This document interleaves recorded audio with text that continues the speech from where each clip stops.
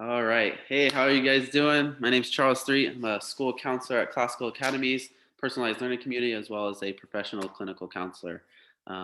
Today, we have the opportunity of speaking with some great men I know about Blackness. What is Black? I think in the world that we're living in, there's just been so many conversations and questions and feelings that come along with this topic. And I thought it would just be an interesting opportunity to share some perspectives of people that I know and respect who have different experiences, similar experiences, but all come from a place of empathy and understanding and hope for a better world to raise our families and our kids in.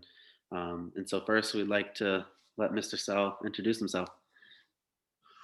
Hello, everyone. My name is Carcel Bester. I am a network engineer for occupation. I was born and raised in New Orleans, Louisiana. I ended up moving to California in high school, about 1988. Been here ever since. So I'm actually a Cali boy now, as opposed to being from Louisiana, even though I do travel back and forth, but got lots of family still down there. And, I'm here to give my experiences. Thank you. Cool, I guess I'm next. Hello, everyone. My name is Marvin Thomas. I'm actually a solution engineer for Salesforce. And I was born and raised in Southern Florida. Now live in Southern California with my wife and my year and a half son, Roman. And I'm just here for the experience. I'm here to kind of share my experience and have this conversation with all of you. So pleasure being here. Thank you. Hello, everyone. I'm Daryl Snipe. I am a group fitness instructor and a wellness consultant. I came to California by way of the United States Marine Corps. I'm a veteran, and I've been out here in California now since 2007. So that's 14 years, kind of goes by quick. And I'm originally from Charleston, South Carolina. So, kind of got both coasts in me right now. And I'm very excited to discuss, these things with you. How's it going, everybody? My name is Greg Murray. I'm a BI developer for one of the big box stores. I was born and raised in San Diego. I have a wife and two young boys who we're raising up here in Vista. So I'm excited to be here and have this conversation with everybody today. Hey everyone, my name is Darnell Briscoe, and I'm an entertainment marketing executive. I was born and raised in South Los Angeles, and I moved down to San Diego after college for about 5 years, and moved back up to Los Angeles about 5 years ago. I live up here with my wife Jamie, and we have 3 girls under 5. Girl gang. Gents, pleasure to meet you all. As you can probably tell, I'm not from the US. I was born and raised in the UK. I've been living in the United States now for the past, 13 years, initially from Manchester, England. I came to San Diego on a soccer scholarship back in 2010. Professionally wise, I'm in sales and business development. I live in downtown San Diego with my wife and stepdaughter, who's 8. Love it. Well, thank you guys. So, this conversation is for everybody. It's a conversation that I feel, as we start talking about it, may be uncomfortable, but it's through being uncomfortable that we actually grow. It's through conversation that we actually can learn to have empathy and understanding of another person. And so, one of the best ways to start is just kind of the question I get often is, what do I call you? Are you Black? Are you African American? Colored? Like, where do we start? Well, I mean, I'd say that, being here in the States, in America, I mean, we typically identify ourselves as Black, right? That's what we see on TV. That's what we've heard since we're little. Yeah. So we say we're Black.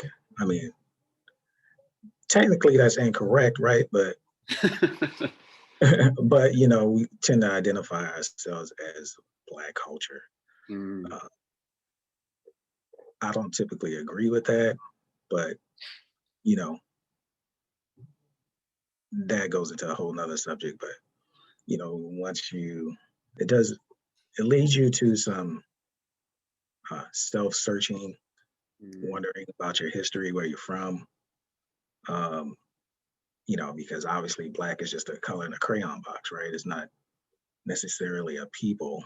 yeah, And Black can be used to describe a lot of melanated cultures, right? absolutely. There's some East Indian cultures who don't call themselves Black, but a lot of them are darker than us, Yeah. right? So necessarily, Black is just a term that was, from my research, started in 1681 Hmm. through classification of the races, right? Yeah. Black, white, so forth and so on. But Yeah. um, for instance, if you ask a Chinese person where they're from, they're gonna say China, right? But if I ask a Black person where they're from, you might get a whole plethora of different answers, right? Mhm. I can't go to airlines and say, can I get a airline ticket to the land of Black? I mean, where's that? So, Yeah. we need to start asking ourselves what some of these terminologies actually mean, Mm, where they come from, yeah. um, and what does it, what message does it send to society when you call yourself Black, right? Mm, great. So sorry to put you on the spot, Marvin, but do you want to share something there? I mean, I've always identified as Black. I am actually Haitian, second generation. I'm Haitian American. My parents are from Haiti. Yeah.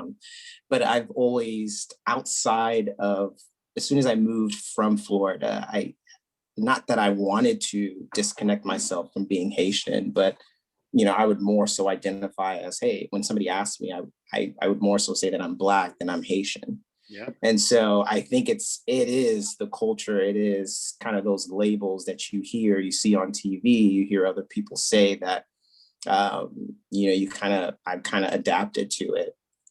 I know I have family that, or I have my wife's family, when somebody calls him African American, he says, "What? I'm not African American. Where does that even come from?" So there is that label of Black and African American, where if we're confused on it, others will be confused on it as well. And so I don't know. I've always identified as Black, but I know other people may not agree with it, and I know some actually get offended by it.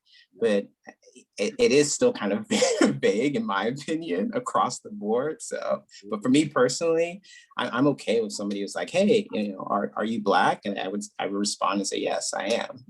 Because that's just kind of what I'm used to now. Mm, absolutely. Anyone else have any thoughts? I could say something. Obviously, not being from the US, I can't be African American. It's not possible. so the second best thing would be Black Britain, but I don't even go by that. I go by Afro-Caribbean. My heritage is Jamaican, so on both sides of my family, I'm full Jamaican by heritage. I just sound British. So I subscribe to where my family are from. So that would be the Caribbean. Afro-Caribbean would be the proper term that I would prefer to be referred to. Yeah. Well, I think that's important. Like, that it's that heritage side, it's the culture. And so what culture were we raised in? What do we know? I got a 23andMe test one year for Christmas because I had no idea. My great grandmother's only job was picking cotton. And Yeah, that's as far as my family knew. Our history went back, and she was in Cleveland, Ohio. yeah, And so we have no idea what went past that. And so we did a 23andMe, and I was like, oh, I am African American. Like I had no idea. I didn't know what part of Africa. I traveled once to Casablanca in Africa, and I met this guy. His name was his Americanized name was Ziggy Ziggy. He looked like Ziggy Marley. But if we stood next to each other, we looked like we were related. And so I was like, maybe I'm related to some people in this area. Like, I had no idea, you know? So it is. I think there is a part where it's like, okay, so is it culture? Is it, what is the message that we're telling to society, and what has society told us about our culture, about how we are viewed? Um, so thank you guys for sharing. That's awesome. This is definitely a touchy subject. Sometimes people hear the N word in songs or by other Black people using it as a reference. Is that okay? Should people say it? No one wants to touch this one, huh? This is a rough one, but I mean, I was looking at that email, and I just think that, I kind of look at it as a swear word. It's kind of like the same thing as cursing to me. And some people curse, and some people decide, they want to clean up their language, and they don't curse. Now there is like that, racial undertone with it, that it's kind of like, for me, we grew up saying it, so it's like one of those things where I think I was saying the N word before I even would use like sugar honey iced tea. It was like, it was more of like growing up, especially like in middle school and stuff like that. It was more like that's just what you do with your friends. Not saying that it made it right, but and I know some people that I go around, that now that I'm older and more mature, I'll talk to some people and they'll explain why we shouldn't use that word. But it still isn't going to change the way that I view the word, because the way it was introduced to me was more of like a friend, homie type of thing. It wasn't introduced to me with much meaning. I'm 11, 12, 13 using that word. And so you just kind of grow up and it becomes a part of your vocabulary. But yeah, I love to hear more thoughts on this. I think what's been challenging for us is that the N word historically has meant some very damaging things through slavery, right? But it's become normalized. Now, I don't know if the normalization of it makes it any better, or would it be any different if it wasn't normalized in media through songs, and if it wasn't maybe something that we internalize and then pass on to our peers or relatives at such a young age. Just because it happens and we're so comfortable with it, I don't know if it's any right. And I'm victim of this. If a song comes on, I'm dropping the N-word. If Yeah. And sometimes I might modify it by saying Negro as opposed to the N-word incomplete. But yeah, I think I'm victim of that too. Yeah. I think the thing that's tough about it, and I grew up the same way, just hearing it and using it with kind of friends and stuff. But I think the thing that part of why it becomes so problematic is because it is in the same breath and even in those same times and eras so triggering. And if a white person were to say it, I feel like it is wildly offensive. And so, I mean, I openly understand the contradiction in it. But I guess especially now in a more mature state, it is, I think I have a slightly different perspective on it, just because I realize how triggering it is, and how even though it has been used by me and friends and family in a familiar way, and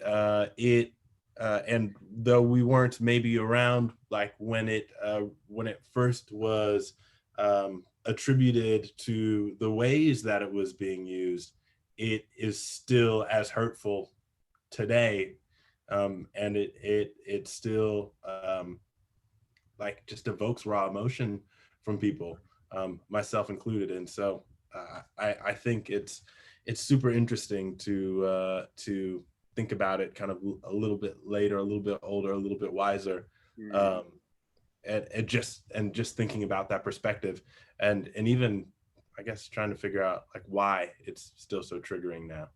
Yeah, absolutely.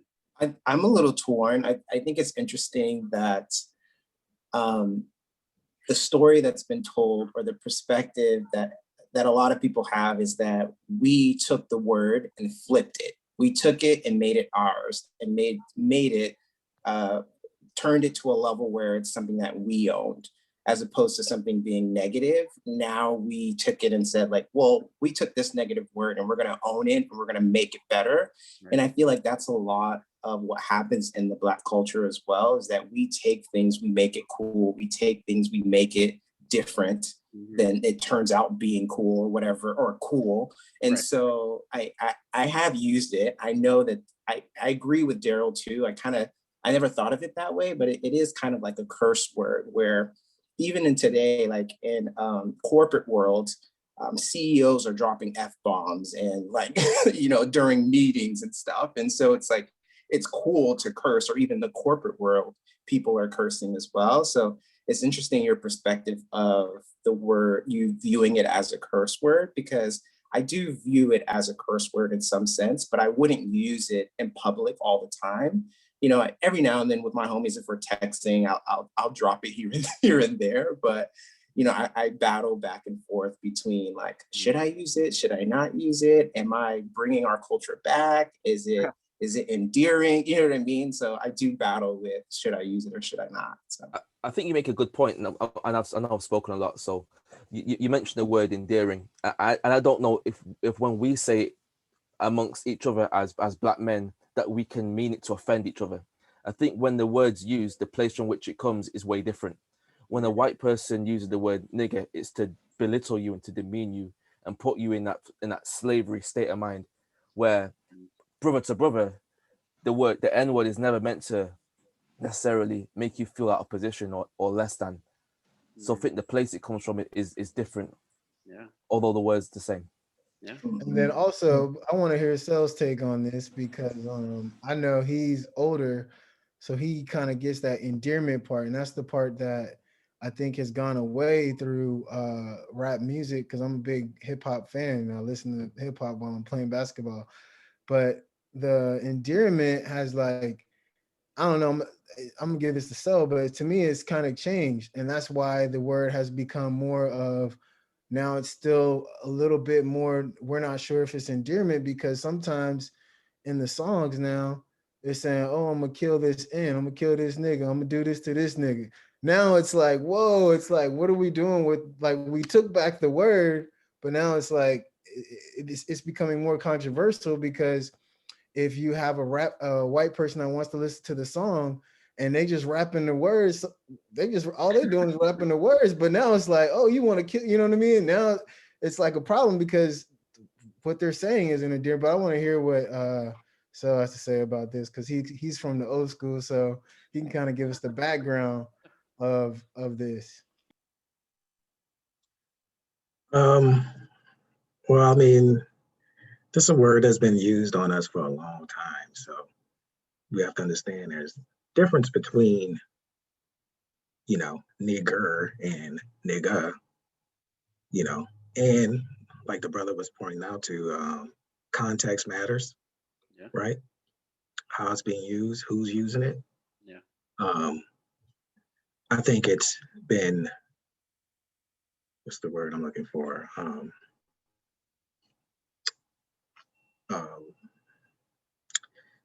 Made, like y'all was saying, made cool, but fashionable, to use the word. So I was in a men's group a couple of years ago having a discussion, and a person that was younger, that wasn't of Negro descent, was using the word nigga when he was talking. Now the leader, the counselor, was a Black man, and he was like, wait, what did you say? And he was like, no, we don't use that word. And he took offense to it. But the young man that wasn't of Negro descent, that was using the word, was using it like you hear in the rap songs, because that's all. I don't know if you guys have been around a group of young kids, but all of them say it. Yeah. Black, white, Mexican. You'd be like, wait, but they all say it. You know Yeah. what I'm saying? And they use it as this just universal term now. Yeah. You know what I'm saying? Because everybody listens to rap music now, right? Mm, That wasn't always the case. Like when I was growing up, you didn't hear of songs that were universal using the N word like that, mm, right?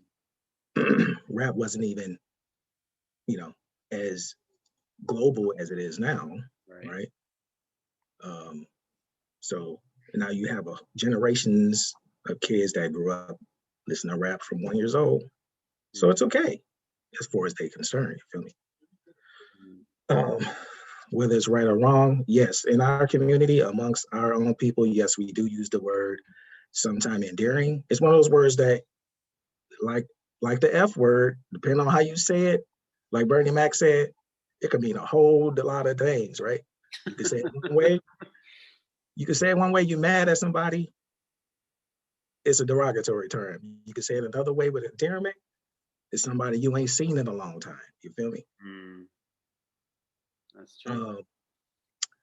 This is what perplexes people that are not of our background. They get confused. They don't understand. Well, you said, well, yeah, well, some stuff just needs to be left to the Black community and just leave it out. Y'all just leave it alone. I mean, but as far as interracially, no. They just need to leave that word alone because it's too controversial. And especially older generation men of color, they're gonna feel some type of way about it based on what our ancestors have been through. Yeah. People like to say that it's been so long. Oh, that was a long time ago. Really, we only like one, maybe two generations from slavery. You feel me? My grandmother, what I'm saying, worked for white people, calling a little girl miss and all that kind of stuff. You feel me? Yeah. And in the Black community, your grandma don't call no little girl miss. Yeah. You know what I'm saying? So, it's not that long far from, it's something that we probably need to address, whether it's good or bad, but I do believe that context matters. Yeah. And the word is basically a Latin word that just means Black, right? Right. That's what it comes from. Yeah. And this has been going on for thousands of years, actually. So it's not nothing new, really. Yeah. Absolutely. Thank you, guys. We have a lot of junior hires looking up Bernie Mac. Oh man. This is an interesting one. I've had this one said to me a lot. Well, you don't sound Black. You don't act Black. You're, there's the whole, you're an Oreo. Anyone else have those experiences? All the time. My whole life.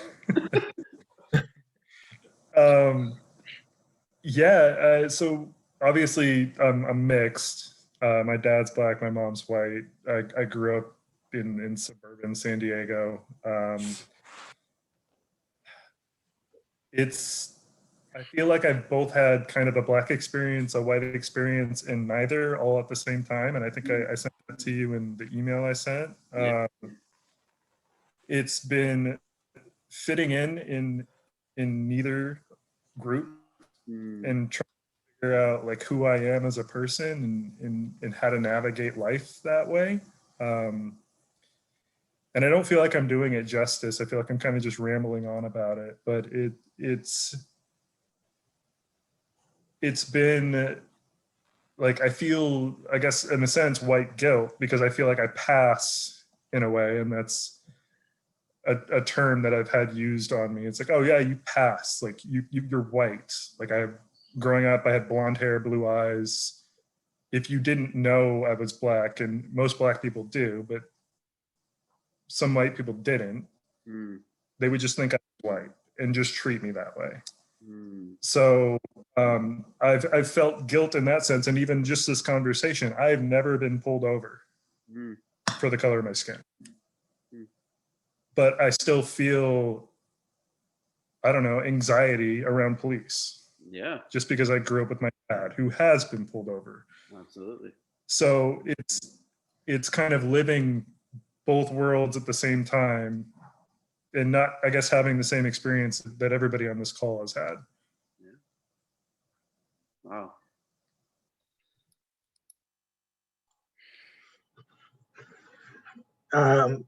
So my first wife was mixed. She was, her father was Black and her mom was, I guess you would call white Spanish from Spain. So I guess they consider European. So, and we've had the discussions, her and I, and, you know, that's a very big issue with kids of multi-ethnic backgrounds. Sometimes they're torn. They don't know, well, should I feel more this way or that way? When they're around their Black counterparts or their color counterparts, they're not Black enough, right? And when they're around, you know, the white counterparts, some of them have experiences where they say, well, the white people treat me way better than the Black people did. You know what I'm saying?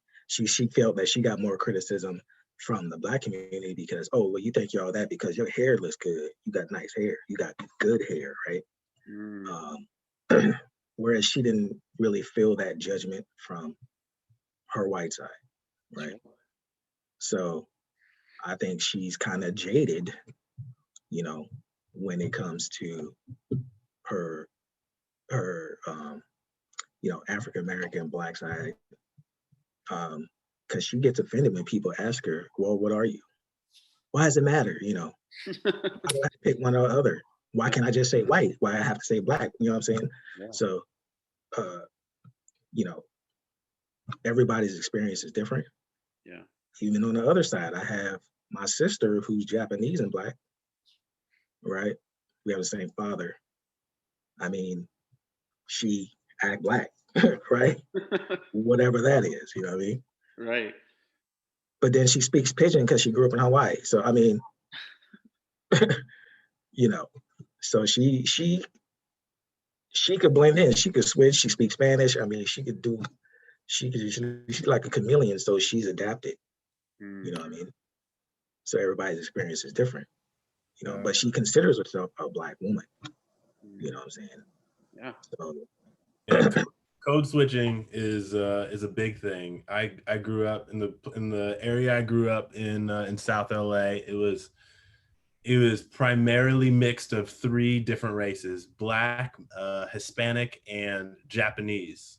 It's kind of like the Gardena area. Okay.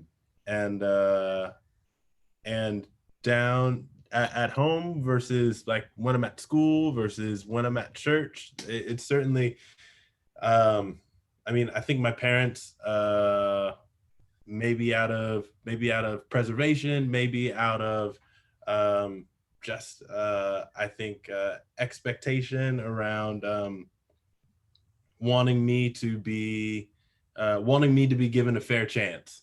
They always you know, they encouraged me to speak more proper, I suppose, at school, or to be you know, be polite, speak politely, especially to older people, and especially around white people, and especially around police. But at home, it maybe felt a bit more laid back. It's interesting. Like, I tried to equate it as I was talking about code switching, and code switching is really this idea that kind of your dialect can change depending on who you're talking with, who you're speaking with. In college, I was having a conversation and I was explaining to someone like, okay, you're from Texas, and when you go home and you're around your family, does your drawl come back? Like that's kind of what it's like. And it's not that you're 2 different people, but when you're around a certain group that talks a certain way and has a certain rhythm, you may consciously or subconsciously, unconsciously rather, speak a certain way. But it's interesting how that code switching, or the ability to do that, can get equated with being too Black or being too white, or acting a certain way. I think I've struggled with the whole idea that you're acting white. And one of the challenges I've had is that because of how I sound, people don't commonly associate British people with black faces. So that's one of the challenges that I've had in America. And I think that it exacerbates this whole idea of white supremacy, as if they set the standard for intelligence. And I think virtue of history, because black people couldn't read, weren't allowed to read through slavery, then they have their own broken language, right? Does that mean it's any less developed? No, it's still a form of communication. It's just that the dominant society doesn't understand it. So if you speak in Ebonics, in my mind, that's a relevant language, the same way Patois would be in Jamaica, or Creole would be in Haiti, or Pidgin would be in Hawaii. These are all still forms of communication. It's just that we've not been in a position to educate the dominant society about our culture. We know theirs, but the challenge is that they don't know ours, and that's why we have white supremacy, because theirs is the dominant. Wow. That was, I mean, I don't even know what to say after that. Yeah, definitely. It sounds so much smarter with the British accent too. Agreed. Man, that Oreo. I'm just kidding. Oreo, coconut. Oh, I've heard it all, man. Well, it's true though, and now white people are like, oh man, George Floyd, that sucks. That wasn't new to us. What do you mean? Right. You could pull any black man said, well, now you see. It's only here because of the camera age. Yeah, I mean, this stuff was happening at the time of Martin Luther King, Medgar Evers, all those guys suffered this stuff. Yeah. People lost their lives so that we could have some modicum of equal rights. We had to prove and march for stuff that we should have already had from the beginning. Absolutely. Wow. Agreed. Yeah. So, I mean, that does kind of tie into, and so you've mentioned it, we've kind of all grazed on it a little bit, but the tension between, even within the Black community, right, where we can be hard on, like your sister you were talking about, right, and it's like, well, the Black community didn't really accept me, and I think that, that's a question. It's like, well, it's okay for, why are black people are killing each other, and I think people don't really know how to reconcile it. People don't know how to rationalize. Well, it doesn't make sense because of black people are just killing black people anyways. So yes, in the Black society, we do have some issues that we need to remedy within ourselves, right? And I think it starts with us. Yeah. We have to unify, stop measuring someone's blackness, right? And come together within ourselves, and respect ourselves in order to ask somebody else to respect us, right? So like you said, they're gonna say, oh, well, you guys are just killing yourselves. Well, true. And we can get into the systematic things and stuff that gets into all that kind of stuff, but right. It starts with awareness, understanding that yes, we have been systematically oppressed. Yes, it has caused tensions within our own culture, within our own communities, and we need to recognize that and try to build within ourselves and heal our own communities, and then we'll have more success when asking people outside of our community to respect us and treat us as human beings, right? Absolutely.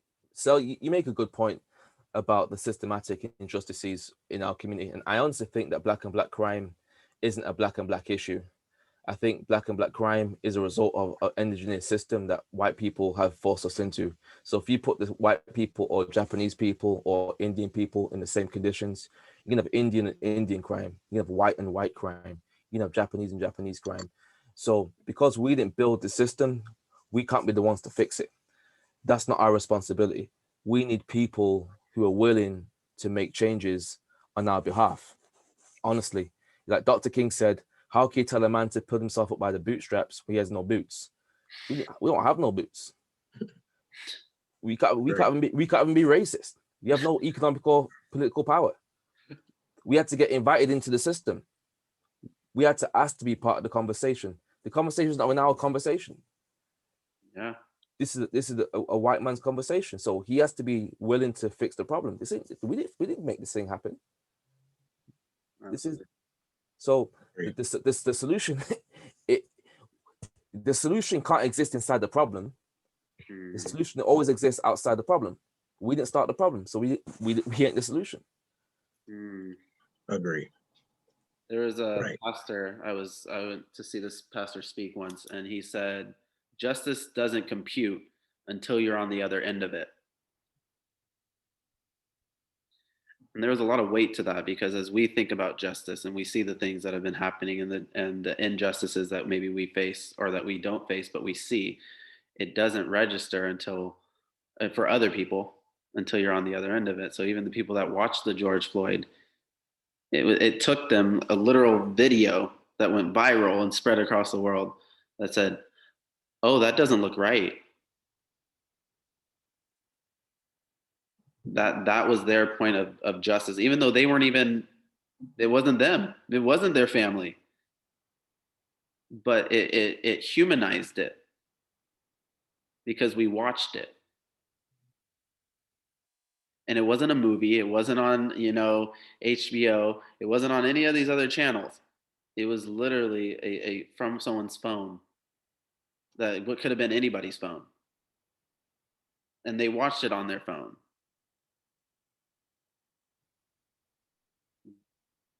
That feeling,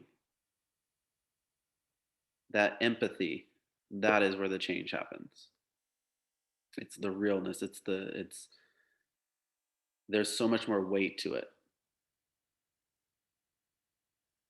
And so I love what everyone's saying. I love that we are able to have this conversation, as we progress, as we go forward. And even in this conversation, did we have answers, like the specific answers? No, because there's not necessarily a right answer in this. We're all still figuring this out. The 7 Black men trying to, discover what it means to be us. I didn't want to walk in the room and be distinguished as Charles the Black guy. Everyone knows me because I wear bow ties, but I still walk in a room and it's like, Charles the Black guy. Why wouldn't it be Charles the guy that wears bow ties? I feel like if anybody knows me, they know I wear bow ties. Why am I still distinguished by my color? Why can't it be Charles the smart guy? Maybe I'm not that smart. Charles the funny guy? Maybe I'm not that funny, right? But at least bow tie, I know that everybody knows I wear a bow tie. And so I think that, like, for me, it's not that I'm separating myself from my Black culture. I want to not be known for being Black, but is there other distinguishing factors that qualifies me as a man besides my skin color? I understand and I agree with what you're saying. I forget the white counselor, the older lady, when she does experimentations on kids. Gosh, I can't. You know what I'm talking about? But anyway, she was saying that. Yeah, like you were saying about attachment. He's talking about attachment with the babies, and I think Bobby. That's what I think you're discussing, but I'm not sure. Attachment theory? Maybe. Yeah. With the attachment with the babies. No, maybe not. The short white lady with the short hair. Yeah, you know what I'm talking about? I don't know her name, but yeah, I know what you're talking about. Okay, well, like you say, you don't want to be known as Charles the Black guy, but to kind of dismiss your color is like kind of dismissing a part of who you are as well. So you have to acknowledge that you're Black. Sure. And sure, you might be. I'm not thinking you're probably Charles the Black guy, because if you're in a society or a whole bunch of white people, Charles just don't do it. Then you go, Charles, the black guy, oh, yeah, yeah, you know what I'm saying? It's Charles, because that's a defining factor. It's something that's so prevalent on you. That's what everybody sees first, especially here in America, right? Everybody sees color first. I mean, we would like to ignore it. We would like to just be known by our character, but that's just not reality. You know what I mean? Here. And our colors attached to us, and we can't get rid of it. I know Michael Jackson tried, but it's not going to happen.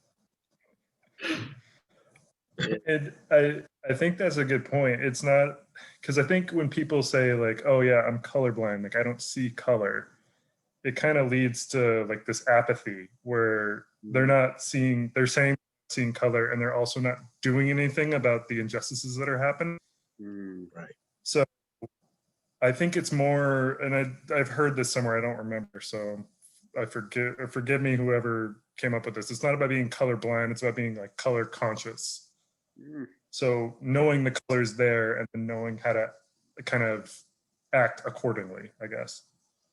Right, because if you dismiss the color, you dismiss all the pain and suffering and problems that came with that you experienced. So you can't say, don't see me for that, because then now you're saying, okay, well, all those experiences that your people went through, they didn't happen because you're a carcel, not black. You're not black, you're just a person, you know what I'm saying? And then now we don't address the trauma, right, that our people experience currently for the traumatization that our ancestors been through, because we're still suffering from those things today, right? So we have to act like, we have to know that those things are still here. Absolutely. I tend to try to put myself in others' shoes when I don't necessarily understand the situation, and things like I don't see color. I try to understand the other end of that, or that perspective. And if I was a white man, I would be confused as hell. Like, I feel like oftentimes we say we want to be one, we want to be united, we all want to be equal. But oftentimes, as Black folks, we divide ourselves on our own. You know what I mean? And so I can understand if someone says, I don't see color, maybe they're talking about their character specifically. Like, I may think of us as equal, but on the flip side of it, you do have to notice that there are issues that are out there. And so I think, I don't know if, I'm not saying that we're confusing them or our messages are not united, but I feel like in this world, especially last year, there's such a huge divide. Culturally, everywhere, there's such a huge divide. And I think that the more and more I think it's anger. The more and more that we're angry about things, the more and more we try to shove things down people's throat. I think the more and more that anger boils up to the point where, okay, I don't get it, I'm confused, I'm just going to, kind of do me, keep my head down and not help, or not try to be part of the conversation, or I'm afraid to be part of the conversation. I don't want to say the wrong things.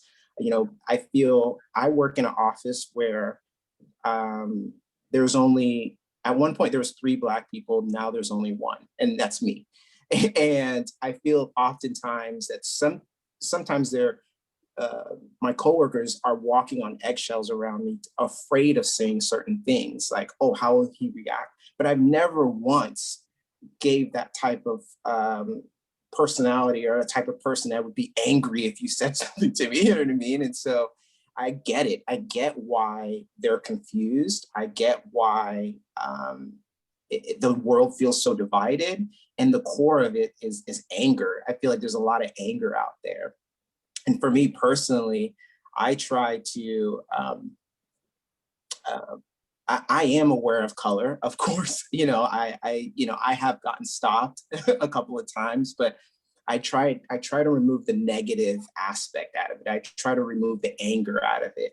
I try to understand their perspective, or try to understand, or not necessarily understand, but more so try to figure out like, okay, like why would they even do this? Or, what's their history? And that allows me to personally think about my history, personally think about my upbringing, my parents, what they had to go through. And so, I mean, all that to say is that I feel there's a lot of anger and that's dividing us. And I understand where the confusion may come, but I also want to hear everybody else's perspective of, if you were to put yourself in their shoes, what would your thought process be? Or where would you feel like you would come from on the other side of it as a white male? Well, I think the other thing you miss, regardless of if you're talking about a group of Black men or Black people or any race, when you say, I don't see color, is you dismiss and you miss all of the great things that come with that culture. You miss the great traditions, you miss the great heritage, you miss the great food, the great music, the contribution, there's so many rich things that are incredible about multiple cultures, about every race, about every color. And when you say I don't see color, and when you say I'm colorblind, you dismiss and you miss the opportunity to experience those things and why those things make like the world and those people so special. It's a giant missed opportunity by trying to dismiss it altogether. I think you raise a good point, man, because that's the reason why we celebrate Black History Month. I was on a similar panel as this with my alma mater at Point Loma. Charles used to work there before he's at Classical Academy, and we were talking about complicity of racism in America's churches, right? And I had to explain to these folks that Jesus is as much Middle Eastern as the Prophet Muhammad. These guys didn't even get it. Like these guys just think based on the picture you see on TV of this Jesus with his blonde hair and blue eyes. But hold on a minute, this man was born in the Middle East, born in Palestine. They took that man to Egypt to hide him. So how has he got blue eyes and blonde hair? You ain't gonna don't say it, but since he brought it up, that makes sense. So if we don't celebrate the history properly or don't acknowledge the color, we're gonna miss so many things that we should be getting credit for. Agree. Yeah, I like that. It's like a positive spin on why color is important. Most black people benchmark their history off slavery. Exactly. Where slavery is only an event in Black history, but not the entirety of Black history. But none of us really know anything beyond that. Who's got record of it? Who knows it? I mean, I know parts of it, but I can't tell you as much as I can about that and the civil rights movement. Sure. And that's what we get taught. And when your history is based off oppression, and imagine if the Lakers always won the NBA and nobody else got to win. That'd be great. Yeah, that sounds wonderful. Can we do that every year? Sorry. But what I'm saying, imagine the same team that showed up to win, and all you realize that, oh man, your team lost. You guys were on the losing side of history always. Yeah, you bring up a great point. I always bring that up whenever I'm discussing history with anyone, is that yes, in the pub, really, to me, I think that the roots of the problem is that, and what causes an inferiority complex in Black males, in black people altogether, is that in the 4th, 5th grade, I remember being in class and I remember hearing all these great things that white Americans have done there, because as a kid, when you're listening to history, you're in the 3rd, 4th, 5th grade, you're hearing someone say that, hey, and Christopher Columbus did this. You're like, oh, okay. You're like, you look at your complexion, you're like, oh, okay, that's pretty cool. We did that. And then they fought the Indians and then they won. Like, oh, okay. Like we're connected to that. So like as a Black kid, we're listening to like the things that they're saying, and they're like, so yeah, and you were slaves, but then Martin Luther King came and then he freed you guys. And then so now in the back of your head, you're hearing this in the 4th or 5th grade. And this is all that you hear. You don't hear about, I didn't know that a Black person was the first person to do open heart surgery until I was 26, 27. I mean, I was like, really, a Black person? I thought we just put some nuts in a thing and made peanut butter. I'm thinking I could have came up with that. You know what I'm saying? Like, I'm like, really, a Black person was the first person to do open heart surgery? Are you kidding me? So we don't hear about we don't hear about our history. We don't hear about the great things that we've done. Yeah. So it causes this inferiority automatically deeply inside of you, because all you heard in 4th, 5th grade is that, okay, you were slaves, and then Martin Luther King came and he freed you because he was so great. And then after that, you were integrated into society. And it's like, that's all you hear. So a big part of it is education, and it needs to become a part of the curriculum in schools. It's not only for, I think it should be for everyone, but especially for Black children, because I didn't know a lot about our culture or a lot about the things that happened until I decided to take some college courses on my own that I had to pay for.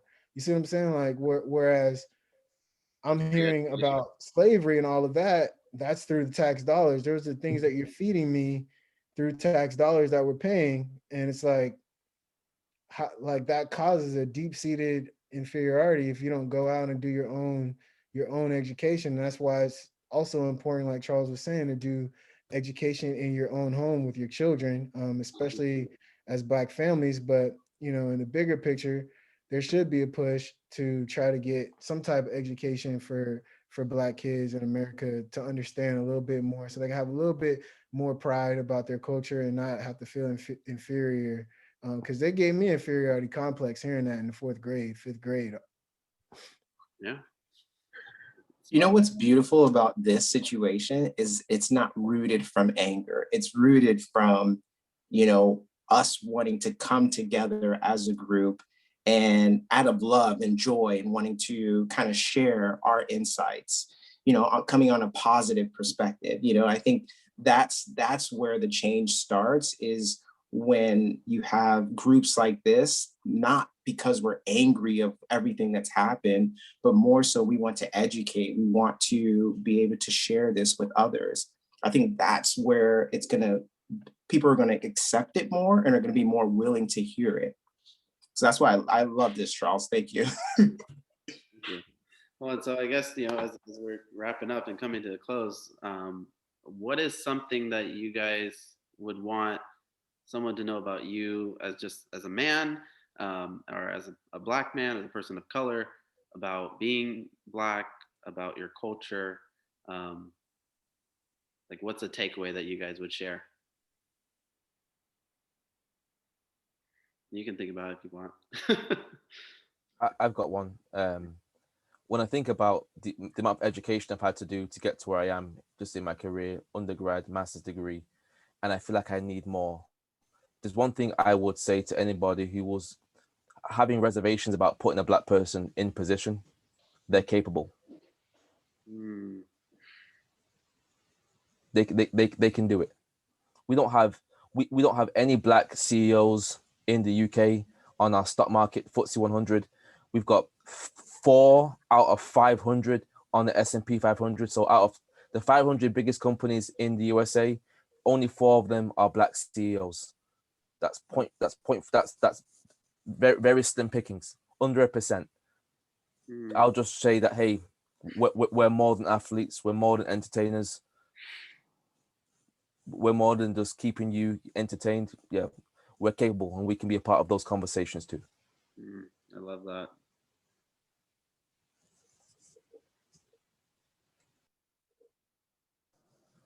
I think for me, the biggest thing would be, if you're Black, you know, just know that you're Black, and yes, that's going to be unique in America, but just know that every individual in America is already unique. So I think a big thing that hit me was talking about the Oreo, the Blackness, and fighting for your Blackness. Sometimes you can just be you, and that's enough. So, you know, even though the Black culture, there are stereotypes, you don't have to live up to those stereotypes. You can always just be you. It's definitely okay if you want to talk proper. One of the things, like, I didn't get to share this, but when I was growing up, I grew up in a suburban area, but a lot of my family was from the urban areas because my mom, she just happened to have a great job, and I'd always try to fit in. And now that I know, now that I'm a lot older, I know that I don't have to fit in. I could be like the person that I am, and that's good enough. Because sometimes when you try to fit in, you're gonna lose yourself, and losing yourself, you're losing a part of your journey. So being able to just be you, and knowing that, hey, you're Black, but you don't have to live up to all the stereotypes that are coming from, it may even come from the Black community, because of peer pressure, but you don't have to live up to that. You can always be your own person. That's always going to get you further than trying to live up to anything else. Absolutely. Thank you. I'm part of an advertising community called Ad Color, and it's not just for African American people, but and it's not even just for people of color, but it primarily is there to provide resources and support and mentoring for people of color. And I love their slogan or their mantra, which is to rise up and reach back, and that's been really important to make sure that not only as you get opportunities in whatever position you are, whether you're Black or not, to also make sure you're reaching back and providing opportunities for others, especially those that might not have as clear of a pathway or opportunity. Love it. Yeah, I guess to kind of piggyback on Daryl's point, I think you can let your ethnicity or your heritage inform who you are, but you should never let it define you completely. So with that said, I mean, do what you want to do, and know that, I guess, high school or being young, like the things you do to fit in then don't matter when you get older. Like they don't matter at all. So True. honestly, just be who you are and enjoy the things that you want to do, and just, I guess, follow your passions in that way, and don't let your ethnicity, white, Black, whatever, define who you are. Awesome. I would kind of piggyback off of that, and say, just to add a little bit to that, is that I understand at that age, it's kind of hard to really understand who you are. It's hard to really identify, but if I can go back, I would say, look into your history earlier. It's not really taught in schools, but you have your parents, you have your family. Sit down, have a conversation with them, learn who your grandparents are, learn the type of person they are, because we're connected to our family, and our character comes from our family. And that's essentially who we are. And we can build and we can blossom from that. And we don't necessarily have to pull from people that are close to our classmates or whoever.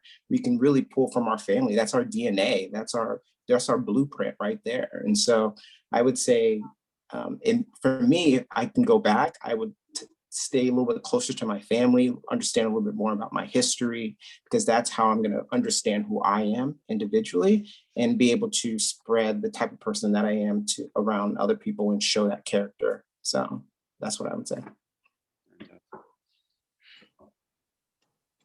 I guess I'd say, you brothers gave some wonderful takeaways.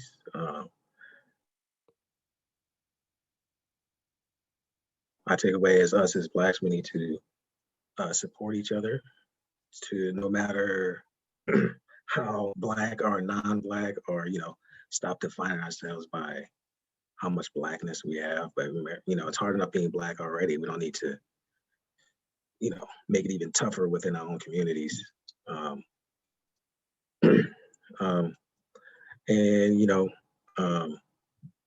And like you said, look into our history earlier.